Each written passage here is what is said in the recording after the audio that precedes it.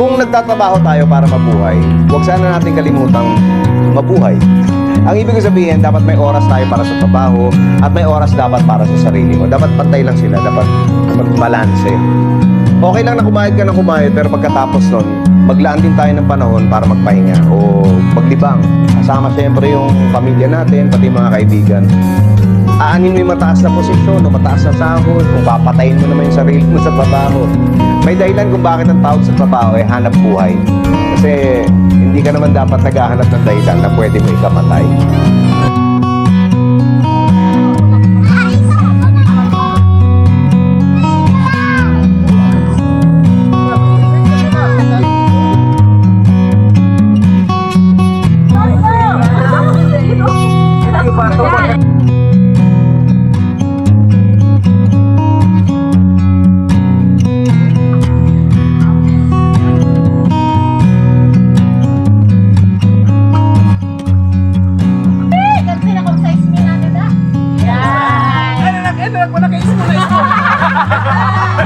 Sabi na lang, bakit?